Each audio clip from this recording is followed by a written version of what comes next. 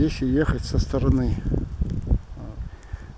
храма Тхабы-Ежды и в сторону Цори, с правой стороны виден, стоит одинокий наземный склеп.